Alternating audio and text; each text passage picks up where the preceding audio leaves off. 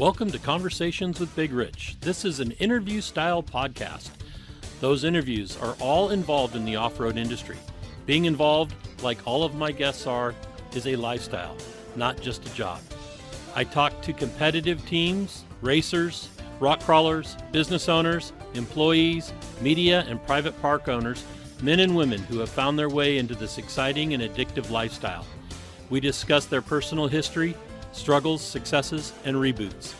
We dive into what drives them to stay active and off-road.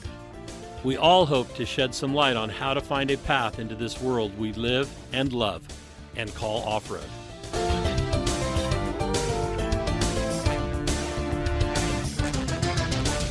Whether you're crawling the red rocks of Moab or hauling your toys to the trail, Maxxis has the tires you can trust for performance and durability. 4 wheels or 2. Maxxis tires are the choice of champions because they know that whether for work or play, for fun or competition, Maxxis tires deliver. Choose Maxxis. Tread victoriously. Have you seen 4Low magazine yet? 4Low magazine is a high-quality, well-written, four-wheel drive-focused magazine for the enthusiast market. If you still love the idea of a printed magazine, something to save and read at any time, 4Low is the magazine for you. 4Low cannot be found in stores, but you can have it delivered to your home or place of business. Visit 4lowmagazine.com to order your subscription today. On today's episode of Conversations with Big Rich, we have Rob McKenney. He is an old Cal Rocks, U-Rock, We-Rock competitor. He also competed in KOH early years. He tried to help us get into Ellensburg, into a big gravel pit up there. And when he was working as a tower crane technician, of course, Ellensburg, all the neighbors around there complained, or enough of them complained at the city council meeting or county council meeting that they shut us down. But anyway, Robert, it's nice to have you on board and talking to you again. Pleasure to be talking to you, Rich. Certainly, thank you for having me. It's flattering that you want to take the time and discuss my rock crawling and racing career. Yeah, absolutely. Well, your name's come up in quite a few conversations, so let's get started. And where were you born and raised? I was born in downstate New York, a small town called Suffern. Spent until the 3rd grade there, and my family moved to upstate New York to a rural town called Lafayette, New York.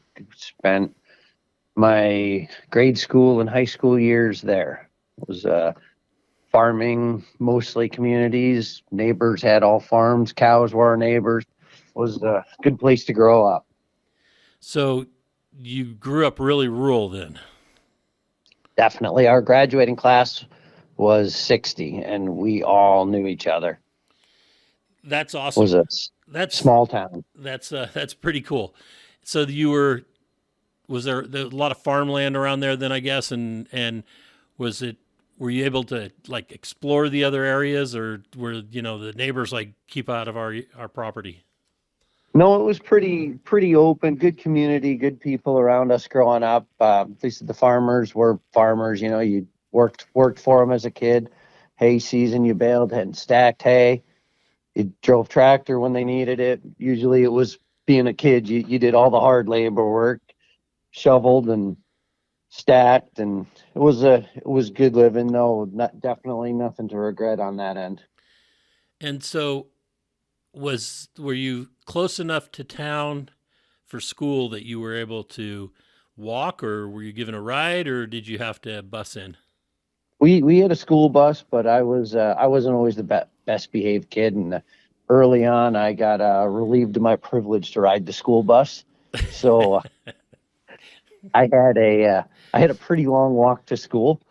It was about 5-6 miles, and I actually had to cross an interstate, or it was a lot longer. And so I'd ride my bicycle or I'd walk to school every day from probably the 7th or 8th grade on. So crossing the interstate, was that like playing Frogger then? It was. And I had always told my parents there was a culvert and that's how I crossed it. But going to the culvert always took a lot of extra time and I'd always chance getting wet. So I always crossed the interstate, and there was a time or two that the state troopers had stopped and given me a ride to school. And they, small town again, they knew me, they knew my dad, so I got the ride to school in the police car, which was always kind of tough to explain to everybody in school why I was getting out of a police car. So I have to ask then, what were you doing, or what did you do to get thrown off the bus? It was a combination of just being disruptive. I was a disruptive kid, and it was, causing trouble, throwing things out the window, probably my mouth a whole bunch too. And just a combination of several events that culminated to they didn't want me on the bus anymore. I was going to say, when did you grow out of that? Because I swear, I always thought you were like one of the nicest guys out there and never seemed to cause any trouble. So did you grow out of it, or did you just learn to control it? Learned to hide it better. Learn to hide it better. There you go. So when you were in school, what did you like about school, if any? Oh, I was definitely not a good student. I stuck it out because that's what you did. I did do some things that were different for not being a good student. I was editor of the yearbook for a couple of years, which was pretty contrary to my academic career. I didn't do well, didn't get good grades, but that was something I enjoyed doing. I had some really good teachers that supported me a ton, and I had a English teacher who was also the faculty staff for the yearbook, and he became a mentor and a good friend over the years, and probably got me through high school. Truth be told. So were your credits that you got for doing yearbook, were they English credits? No, I did that because I liked it. Oh, okay. We actually didn't get any academic credit for it, as I remember. Wow. See, our high school, I got English credits for doing yearbook, and I do not remember taking any other English courses. I certainly could have used it because I struggled in English class. So then, what kind of classes did you like besides yearbook? I always enjoyed science classes. Physics, we had a great physics program at the school I grew up in, and math was always a place I excelled. So I always spent time in those classes and enjoyed them. So you were about 5 or 6 miles away from school, if that's what you had to ride or walk. When you got old enough to drive, did you have a car? I did. Okay. At that point, my dad got a new car, and they didn't want his car as a trade-in. He told them to keep it. And so my dad let me have that car to drive around. It was 1981 Ford Crown Victoria LTD, giant boat, worn out. I think it had 300 and something thousand miles on it. It was rough, but I was certainly excited to have a car to drive. And I had to pay my own insurance. As long as I did that, I was able to drive the car to and from school. And my parents kind of kept a leash on me with the car for a while. Right. But it was certainly nice to get freedom at that point. And being upstate New York, was it a little rusty? A lot rusty. A lot rusty. Not Flintstones rusty. You still had a floor in it. It still had a floor, but it wasn't too far from losing it. You're well aware of what upstate New York cars look like. Honestly, Rich, that's spot on. They all rust out pretty darn quick. Yeah. And so, did your school have auto shop classes or anything like that? Not really. We had a wood shop and a metal shop, and not something I really participated in a ton. I don't know why I never participated in either one. I took some required wood shop stuff, but it wasn't. I don't know why I didn't land there. I had a couple jobs outside school probably, and those kind of kept a lot of my attention too. I worked as a dishwasher at a restaurant when I started there when I was 13, and I worked my way up to I even cooked at the restaurant. It was a French restaurant not too far from home, and so it kept me busy. I could work as many hours as I wanted, and it was different than working, stacking hay. So I definitely did a lot of that. And there was a machine shop not too far from my house that one of my good friends' dads owned, and he let me sweep the floors and occasionally run some machines and wreck some parts. I was definitely, a teenager and had the attention span of a 3-year-old then. And so I didn't do too good making parts, but he was hard on me, really hard on me, and he made me pay attention and made me learn a bunch of stuff, which was fantastic. And so I got a lot of different experiences working for him. That's good. Being able to have that experience young, and have somebody that's going to ride you a bit. Too Oh, he often, did. I think too often kids don't get ridden enough, especially nowadays, whether it's at school or I at home or at work. I agree 100%. We coddle our kids way too much. He was anything but that. If I showed up a minute late, I had to work on Saturdays for free, and I came in on Saturdays and I cleaned the floors, which involved toothbrush use on my hands and knees around all the machines. It was it wasn't pleasant, but in hindsight, it was very beneficial to me career-wise. Well, and you stuck it out. I don't know if if I had an employer that says, okay, if you're going to be late, you have to work on Saturday for free, and here's your toothbrush cleaning the floor. I would have I'd have probably walked. I didn't have quit in me, and I Right. was going to beat him. He wasn't going to beat me. And really, in hindsight, I never beat him because he was way more stubborn than I could have ever imagined. Um, but I also wanted to learn what he had to teach. And he did take a ton of time and taught me a lot as well. So after high school, did you did you did you go into college then? I had a couple runs with college. I went to Syracuse University for a couple semesters, as well as a community college for a couple semesters. But between my extracurricular activities, I was skiing a lot at that point, and I I had a couple jobs. I had 3 jobs then. I wasn't focused on school. I didn't know better. I didn't know the value of school. I didn't know that I really did need to stick it out and go to college. So I gave up on it, and I had worked as a helper for an elevator company for a summer while the ski shop was closed and the restaurant had slowed down. And so during that time, I worked as a helper for the elevator company. We did a job for a tower crane company that was based out of New York City. And the guys that I worked with there liked me, and they said I was unique and I wasn't scared to climb up on tall things and work at heights. And they had offered me a job down in New York City to go work on tower cranes. And I said, no way, I don't want to work in New York City. That sounds terrible. Um, and a couple weeks later, I thought it through and I said, I'm kind of want to get out of Syracuse area. It's time to move on. And I called them up and they sent me a plane ticket. I flew down a couple days later and had an interview with them and started working for them a week after that. Wow. Okay. And you said you skied and everything. Was that you're about the same age as Tom Ways, who Yeah, we'll talk about? we're within a few months. Did you know him then? I did not. He Okay. was down in Pennsylvania. I was in upstate New York. Oh, I okay. was skiing moguls at that time. And I think Tom was skiing gates. He was a racer. Right. So we were kind of, we scoffed. We would have scoffed at each other if we saw each other on the hill. We, I like mogul skiers and racers were different. on the East Coast. It must have been. The West Coast, it wasn't so different. I think all of us that raced at any level also loved the bumps. But so were you more And that like was, freestyle bump skier? yep. And I was skiing. We had a season I skied almost 300 days in the year. I did ski 300 days in the year.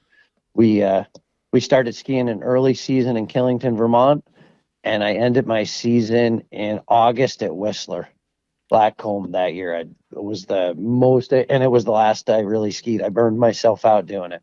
Wow. I was trying to ski moguls competitively, and I had a buddy that I was traveling with, and we uprooted ourselves and drove to Whistler. And that was we drove to Whistler in 4 days in a S10 Blazer that I had. And that's where we were living too. We pioneered this homeless stuff. we and we spent a summer living in it and out of it. We had a tent too, and we skied. The only 4 days we didn't ski up until the time Whistler closed was when we were driving across the country. Wow. Yeah, it was quite an adventure we had that year. So did you skied in high school as well then? I did. I started skiing when I was 10 or 11. All right.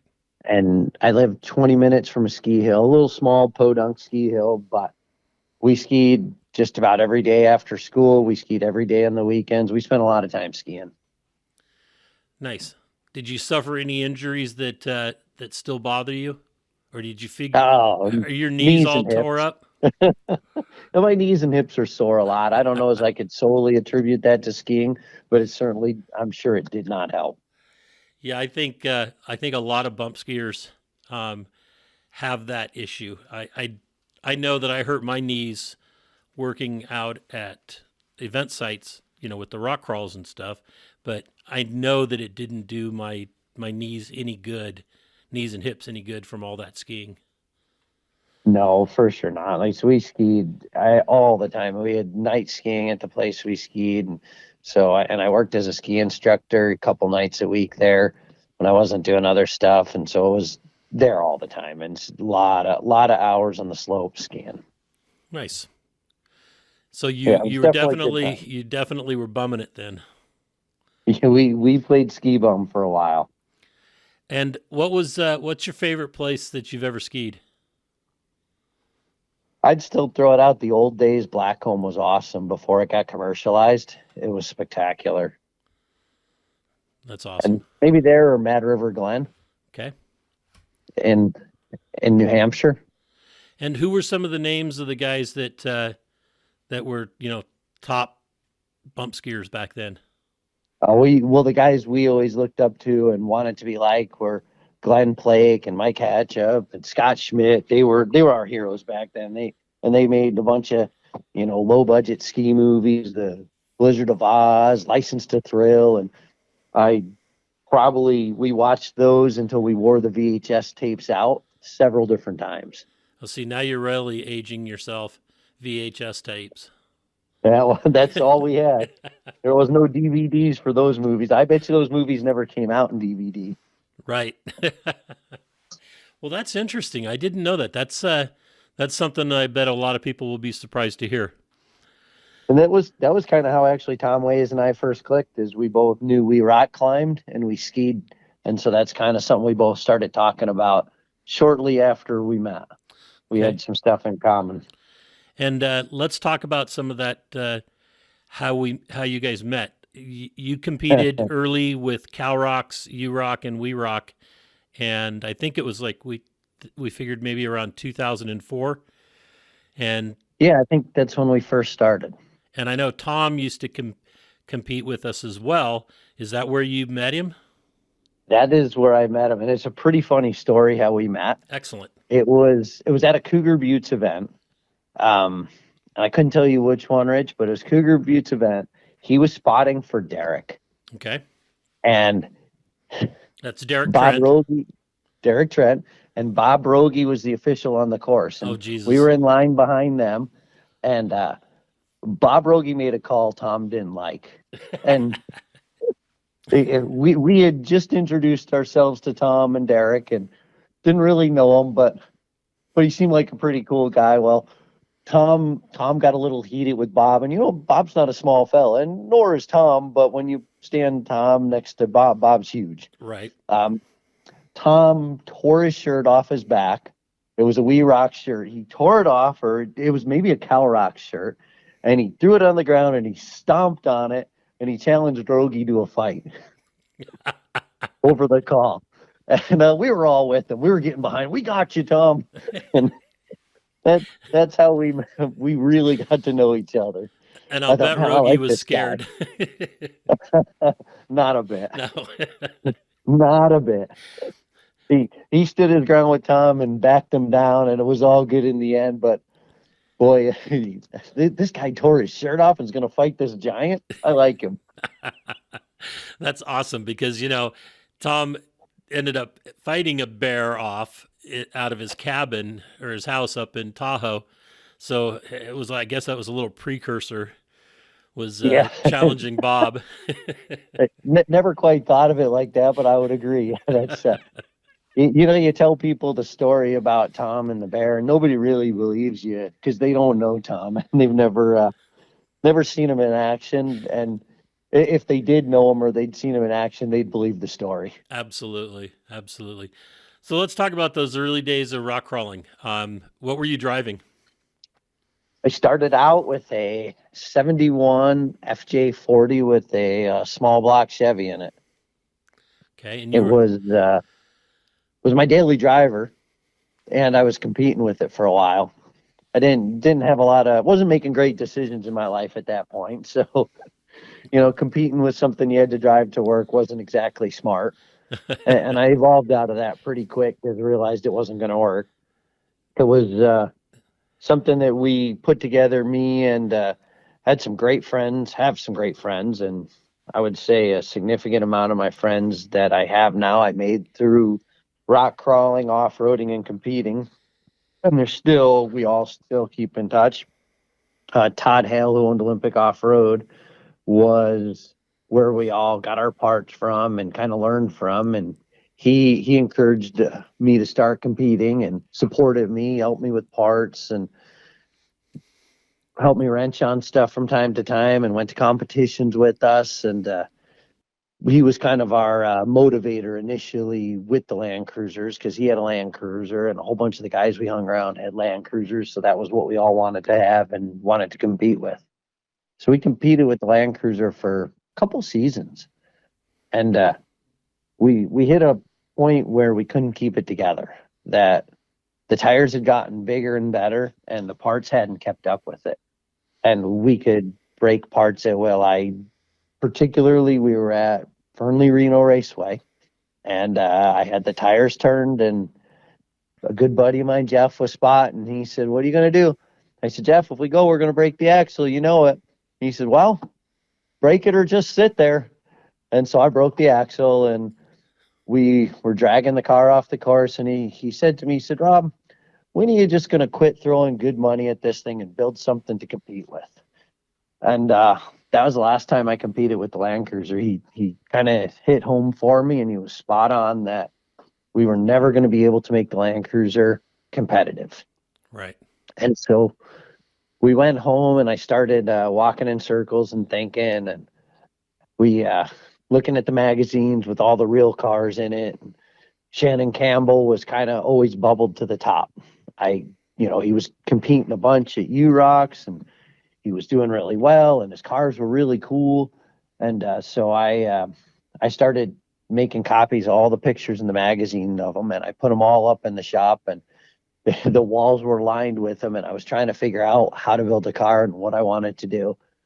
And so we started building a car with PVC pipe first to try to mock it up, because I had no idea how to bend tubing and cope tubing. It was way past our skill set at that point. I mean, we built some roll cages, but nothing as complicated as a whole car from scratch. So I wanted to try it out simpler first. So we built it first out of pipe cleaners, then out of PVC tubing on a bench, and then we built a car. And it looked kind of like Shannon's, I thought, but I'd missed a lot of key details. We spent months and months building it. I made a ton of good friends through building it. A bunch of the guys came over and helped us fabricate, and we all put our best, thoughts into it and learned a ton from each other. We got the car finished, and we went to our very first event was one of your events. It was Put Up or Shut Up at Cougar Buttes, and Tim Lund had given me Shannon Campbell's number, and so I had called him up before the event, and I said, "Are you going to be there?" And he said, "Yeah, I'm going to be there." I said, "Man, I'd really like to meet you." He said, "Oh yeah, come on over and see us." And so I was really excited because he was my hero. I really wanted to meet the guy. And so we went to the event, and we hit the first obstacle, and I flipped the car over backwards and broke a bunch of shit. And they had no idea what we were doing, obviously. And this old guy came up to us, and he said to me, "Kid, how much weight you got in those front tires? Don't look like it's enough." And I looked at him real sideways and said, weight in my front tires? I ain't weight in my front tires. What do you mean? He said, you ain't got any weight in those front tires? He said, come on over to our trailer. I said, which trailer is yours? And he pointed over, and it was the Campbell trailer. It was Don And Campbell. it was Don Campbell. And I was like, all right. He said, you get that car fixed and come on over. I said, I got it fixed right now. He said, what do you mean? I said, I got it fixed. It's running. And he said, really? He said, yeah. So I drove it over there, and he talked to a couple of the guys, and before you know it, they had my car jacked up, and they were putting a set of Shannon's front tires on my car. And he said, what are you doing? And he said, you need some weight in those tires, kid. What you got going is good, but it ain't going to work. And so they put a set of Shannon's spare front tires on my car, and we went out and competed, and we did okay. It was a whole new world for us. And we went and had dinner with them that night, and became kind of fast friends after that. It was one of those opportunities where you have somebody that you see in the magazines and you read about, and they're great, and then you get to meet them, and they're way better than you ever could imagine. They took time to teach us a ton of stuff. Anytime we went to Arizona, my car ended up in the shop, and Shannon spent a day or two working on it, trying to help me make it better.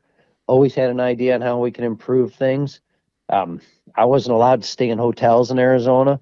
They were insulted if we didn't stay at their house. They kind of took us under their wing as their little stepchild, and certainly was added to our rock crawling a ton. That's awesome. Yeah, it was fantastic. We'll back up a little bit. When you got into wheeling, how did that all come about? Were you in New York at that point, or had you already moved? Or let's even go there. How did you end up from New York and end up in Washington? So the job I took with the tower crane company, right? I had already spent a couple summers out west, a summer out west skiing when we took our Blackcomb trip. And so I knew I wanted to live in the Northwest. And so when I took that job with the tower crane company, I said, listen, I have no desire to live in New York. I'll take the job, but I want to live in the Northwest. And they said, perfect, we have an opening there. And so I worked on the East Coast for them for a year. And during that time, I actually got married during that time, and got trained. And then my wife and I moved to the Seattle area. We picked everything up we had, which wasn't much. We put it in a small trailer that I built, and we towed it behind a 89 Nissan Pathfinder across the country. And that's all we had. Wow. So it was a pretty bold move for us at the time. We were 22, and we'd been married for 6 months and hit the road. So your wife's a real trooper then? She is. We've known each other since the third grade. Okay.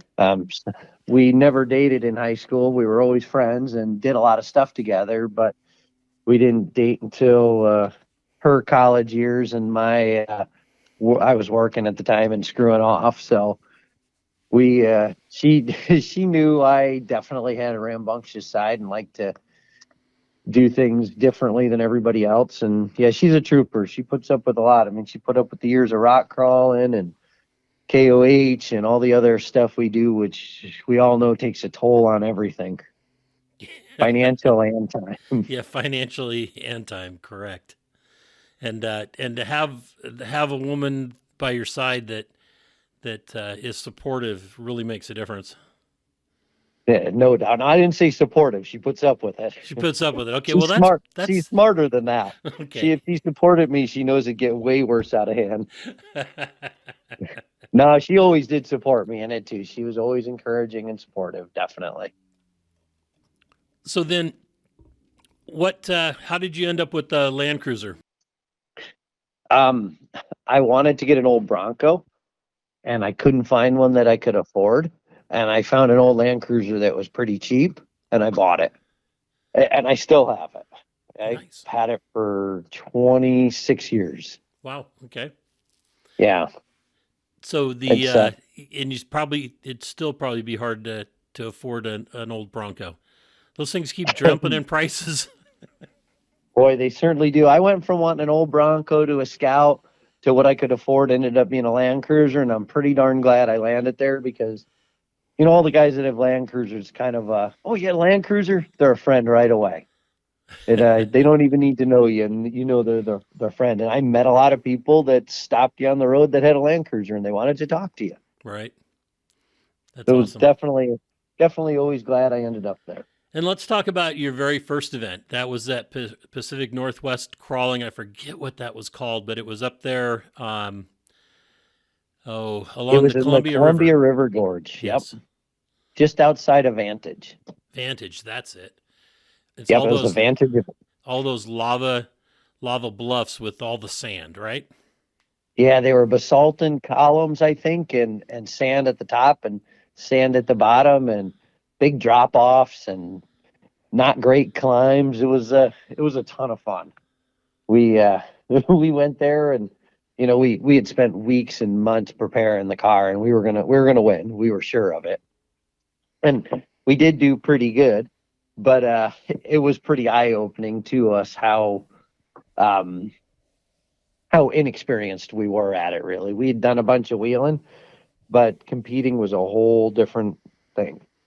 It's like when the flag drops, everything changes. Yes.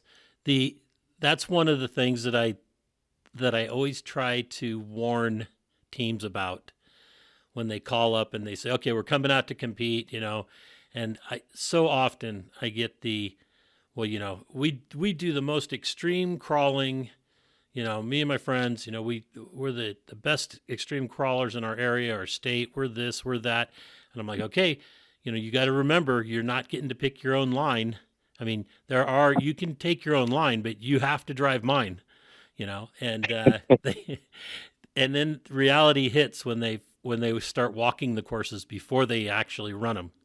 Certainly changed things. That event was where we learned that we were good at going downhill. By we, me, I wasn't scared to fall off things, and that was something that I don't know if I just picked it up then and decided I wasn't scared, so just keep going with it. But I always, whenever you had a good obstacle, Rich, with a big drop, I was always excited because I knew everybody else would struggle with it, and that was always where I was happy. Nice. The ups I never got great at, but the downhills, gravity's your friend, and if you work with it, it always works back with you. Gravity's your friend. There's some people Don't fight that'll it. argue that with you. Oh Lord. So, out of the places that you got to crawl, what would you think was your favorite event site or event area? Ooh, that's a tough question. Um, Which ones had the most downs? Donner? I Donner was I'd say you're probably right on there. Donner is probably scenic. It was a ton of fun. And we always Donner was always a great event for us because we always stay at Berger's house. Then Berger would have a great big rock crawl party, and it'd be a huge, huge event for us. Everybody wanted to go hang out at Castle Berger. And the event sites, you always put on spectacular events there. They were definitely in the top couple. Good drop offs. Paris, you had a spectacular drop off. Yeah, that one where we put the That hay bales at the bottom. the hay bales at the bottom. Yeah, that was a great one. That was probably one of the bigger ones. Yes. I know that Um, some people, when they first saw that, they were like, what is going through your mind? I said, hey, my son set those. and it was a bonus line. You didn't have to do it. Yeah, like everybody said, if you put cones on it, we had to do it. That was always it. And the rule for us always was if there's a bonus line and you don't try it, just go home. There's no point in being there if you're not going to take the bonus lines. I think it's So those gotten a were lot more, it's more calculated now. so still a bunch of bonus lines, but people don't take them. They take them when they need to, but like I said, it's very calculating. Um, there's guys that could probably nail all of the bonuses, but won't necessarily take them because it could switch. You take a 40 on a course nowadays because you roll over on an obstacle like that, or you break out you have no chance at all. So guys roll the dice, and just see how things are going to fall until the very, maybe the last 2 or 3 obstacles of the weekend, and they'll let things slide. Wow. That's definitely changed. Yes. Yeah, it has. For our days, it was everybody took the bonus lines, unless it was nobody made it at all before you, and then you thought about it. Right. But yeah, we always took the bonus lines, and that was, Jason Pauley, Tracy Jordan, Shannon. They all took bonus lines. There was no option. Exactly. So we go. Let's see. We started off with how you got your Jeep, or how you got your Toyota, or why you got it.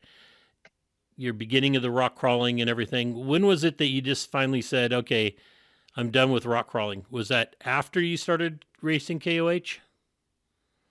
I wouldn't tell you I'm done, Rich. Okay. I just I changed jobs and I got really busy with other stuff, and I did start racing KOH as well, which I enjoyed a ton. It was a matter of finding time to do it all, and the finances, right? It's, between the traveling and keeping a car together, it's not cheap. Correct. So between all that, it kind of just got to a point where I had to pick something, and KOH definitely landed on the top. I definitely talked about it even recently that the new cars are pretty amazing with portal boxes and 4-wheel steer. And I thought, man, it'd be a ton of fun to get back into some rock crawling. And I'd love to maybe get my son out there doing it, get some driving experience. I mean, I don't think there's a better way to learn how suspension works and what a car can and can't do than rock crawling. And if he wants to race side by sides in KOH or race a real, 4,400 car, I think he needs to spend some time behind the wheel rock crawling to learn the ins and outs of that before he could evolve to driving through the rocks fast. Oh, I agree. I don't think there's a better training ground or proving ground to learn how to drive hard technical obstacles than competition rock crawl. Yep. So how old is your son? He turns 18 today. Oh, okay. Well, tell him happy birthday. I will definitely do that. So then, yeah, it's a good time to get him started. So what's the first event you're going to come back out to? Good question. And I wish I could give you a solid answer on that. I don't have a plan, but it's definitely it could be in the cards for us. He's been racing some side-by-side stuff, Okay. And I could see him I think you have some side-by-side classes now. Yes. I could see him taking one of the side-by-sides out and seeing how he does with that. And if it's something he wants to grow a little with, see where he takes it. Well, I think it's end of July, August, we'll be in Goldendale. So, and we have a couple of UTVs that show up for that one. That's for sure. Well, you might get us there then. That'd be perfect. That's an easy, close event for us. Cool. And my daughters have both expressed interest in doing stuff too. So who knows? We might have a couple of them competing. Excellent. Yeah. And let's talk about your days at KOH. You were there early in the time, especially if you were friends with the Campbells then. So, yes, I was. I raced in the first official KOH. I was Tom Ways' co-driver. Okay. In 08.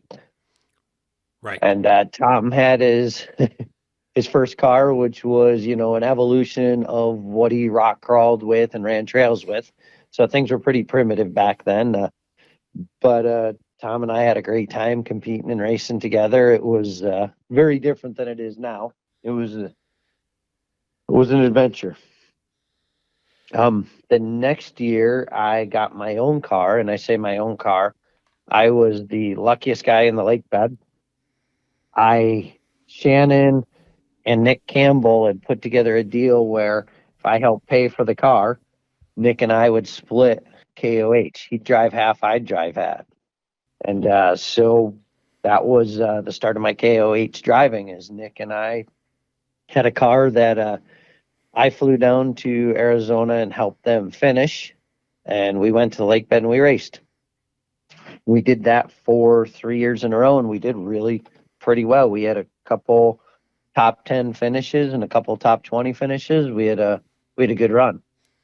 And then Bailey and Whalen started coming of age, and the extra cars weren't available anymore, which I knew was coming, and certainly was lucky to have the run I did with the Campbells. They taught me a lot about driving, a lot of how to keep the car together, how to prep a car, how to build a car.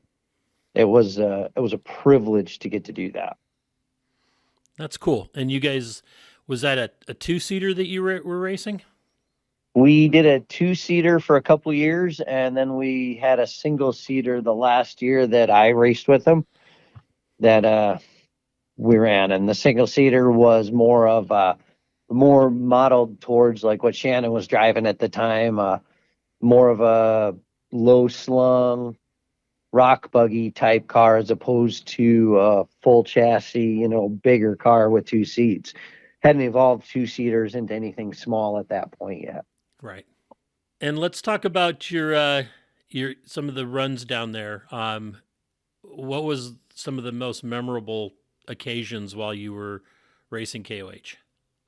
Well, every time you finished was pretty memorable for one back then because attrition was pretty high, as 20 people were finishing. Right. And the race was, I think the first year when Tom and I ran was only 50 miles. And the finish we were pretty darn pleased with it at that point. The next year was Nick and I, and we ran pretty hard for what we had going on, and we had a few problems with the car that we were able to fix on the fly, stealing bolts out of one part to keep another part together. And it always was fun. The rock trails, they were hard, and we had been on vacation down there. I'd been down there with Jason Shear, Jason Berger. Actually, Shear wasn't there. We took a bunch of trips to Johnson Valley just to have fun and play. And the memorable thing in my head was that we took hours to run trails that we ran in under 10 minutes in KOH. And I couldn't wrap my head around that we'd go up on that trail and it took us a whole day to run it, and we just did it in 10 minutes.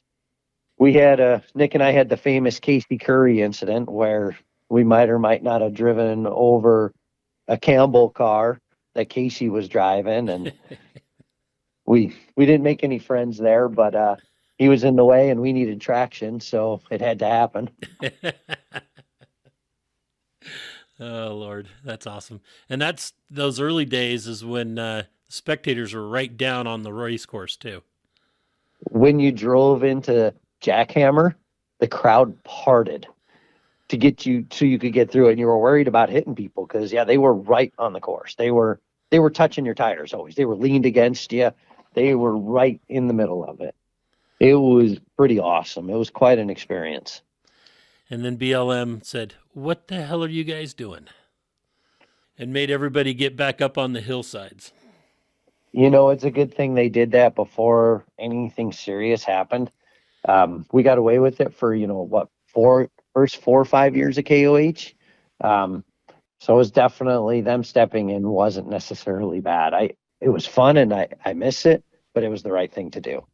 Right. So let's talk about your work a little bit. You're still doing tower crane stuff, but you're no longer a tech. You're selling them?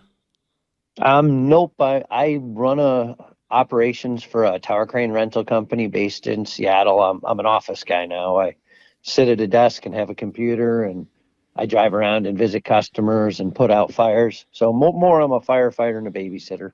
There you go. Which did you prefer, being out in the field or doing what you're doing now? That's a tough question. At the time I was in the field, it was the right place for me to be. I'm older now. I don't need to be running up and down cranes. I don't know if I want to be out in the rain and the cold anymore. There's definitely pros and cons to both. The office is tough. Sitting behind a desk is challenging for me. I don't sit well. And as I mentioned earlier, when I was, 18, 20, I had the attention span of a 3-year-old. That hasn't really evolved much. I still have the attention span of a 3-year-old. So the office is challenging for me in that respect as well. Understood. And what do you and your family do for fun besides your working? I'm assuming your wife works as well. She does. She is a mental health specialist. She's a counselor. Yeah. Well, that explains a lot.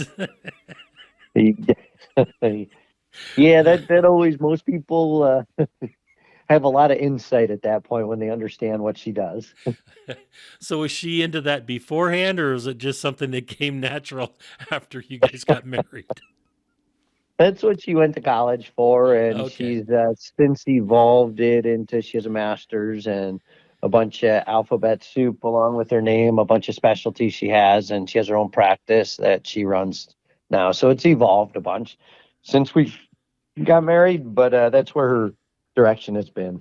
Excellent, excellent. And I kid you, you're a great guy and lots of fun to be around. That's for sure. So, Oh, but you're not necessarily wrong either. where's your? So, what do you guys do for fun when you're Um, not working? we Wintertime we do a bunch of snowmobiling.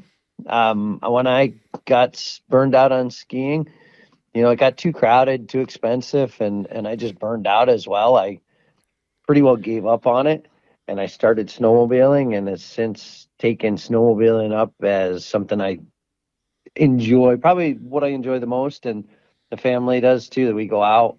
There's a lot of great mountains around us, and we spend weekends out there riding when we can. And in the summer, side by sides, and I do some fishing in the summer, springtime, side by sides, fishing summer, the fall, we do some hunting.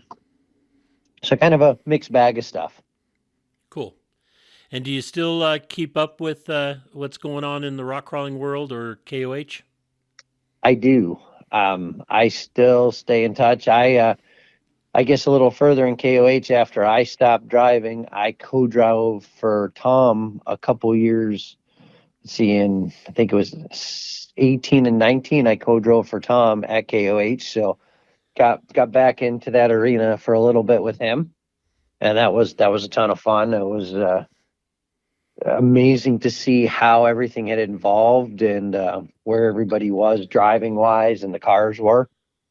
Definitely had grown a bunch. So I keep up with that. I talk to Jason Berger at least once a week, and Steve Bissick and I talk a lot, and he stays very involved in things as well. So I get a lot of updates from him. I talk to Shannon and usually see him once or twice a year. We try to run into each other. I catch up with him at an event. So stay a little in touch. Yeah, definitely. Not as much as I like to, but as much as I can with other things going on. Well, awesome. It's good to hear. And so, what's in the? We talked a little bit about possibility in the future of you bringing your kids out to wheel, but where's Robert going in the future? Where do you see yourself? I'd like to grow somewhat of a family team and have the kids doing some racing and rock crawling as they want to. I could see a couple of them really getting into it. Maybe started out with some side by side racing, which we have already. The kids have raced the side by sides and some local stuff. We had a King of the Castle, which isn't too far from here. It's down in Southern Oregon. Alex raced that a couple years ago and did pretty well. It was a 100-mile desert race. And he's definitely expressed interest in wanting to do that. So I could see a little evolution there into doing some of that. Ultimately, I'd love to figure out a way to get a 4400 car again and get back into that. But that's a big step right now. The time commitment, the financial commitment's huge where that is. And the other direction, definitely I could see doing some rock crawling over the next couple of years, whether it's via the side by sides or we build another car or look for one to buy. It'd be definitely something that I could see us participating in on and off. Would be a ton of fun. Absolutely.